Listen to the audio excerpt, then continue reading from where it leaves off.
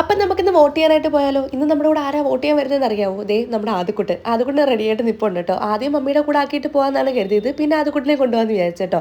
ആദ്യം തന്നെ ദേ ഇവിടെ പോയി നമുക്ക് സ്ലിപ്പ് മേടിക്കണം. സോബിന് ഓൾറെഡി സ്ലിപ്പ് നേരത്തെ കിട്ടിയിട്ടുണ്ടായിരുന്നേ. ഇതിപ്പോൾ എനിക്ക് മേടിക്കാനാണ് കേട്ടോ ചെന്നത്. പിന്നെ എൻ്റെ പനിയും മാറിയിട്ടില്ല, സൗണ്ട് ഒട്ടും ശരിയായിട്ടും ഇല്ല കേട്ടോ. അതുകൊണ്ടാണ് ഈ സൗണ്ടൊക്കെ ഇങ്ങനെ ഇരിക്കുന്നത്. പിന്നെ പനിയാന്ന് പറഞ്ഞ് വീട്ടിൽ കയറി ഇരിക്കാൻ പറ്റുമോ? നമ്മുടെ വോട്ട് പാടാക്കരുതല്ലോ. പിന്നെ പനിയും പിടിച്ച് ആദ്യക്കുട്ടനെ കൊണ്ട് ക്യൂ നിന്ന് വോട്ട് ചെയ്യാൻ എനിക്ക് വയ്യ കേട്ടോ. അതുകൊണ്ട് ഒരു ഉച്ച നേരത്താണ് ഞാൻ അവിടെ ചെന്നത്. അതാകുമ്പോൾ തിരക്ക് കുറവുണ്ടായിരിക്കുമല്ലോ. അതേപോലെ തന്നെ ആയിരുന്നു കേട്ടോ. ഒട്ടും തിരക്കില്ലായിരുന്നു ആ ടൈമിൽ. പിന്നെ ഞങ്ങൾക്ക് രണ്ടുപേർക്ക് വോട്ട് ചെയ്യേണ്ടത് ഒരേ സ്ഥലത്താണ്. സെന്റ് ജോൺ സ്കൂളിലാണ് ഞങ്ങൾക്ക് രണ്ടുപേർക്ക് വോട്ട്. ബൂത്ത് നമ്പർ മാത്രമേ മാറ്റുള്ളൂ. അങ്ങനെ ആദ്യം തന്നെ സോബിനാണ് വോട്ട് ചെയ്യാൻ പോയത് കേട്ടോ. സോബിന് വോട്ട് ചെയ്ത് തിരിച്ചു വന്നതിന് ശേഷമാണ് ഞാൻ പോയത്. ഞാൻ പോയപ്പോൾ ആദ്യക്കുണ്ടെ കൂടെ കൊണ്ടുപോയി കേട്ടോ അകത്തേക്ക്. ഞാൻ അകത്തേക്ക് ആദ്യക്കുണ്ടെ കൊണ്ടുപോയെങ്കിലും വോട്ട് ചെയ്യുന്നതിന്റെ സമയമായപ്പോഴത്തേനും അവർ പറഞ്ഞു കുട്ടീനെ പുറത്തേക്ക് ആക്കണം എന്ന് പറഞ്ഞു കേട്ടോ. അങ്ങനെ സോബിൻ്റെ കയ്യിൽ കൊടുത്തിട്ടാണ് ഞാൻ വോട്ട് ചെയ്യാനായിട്ട് പോയത്.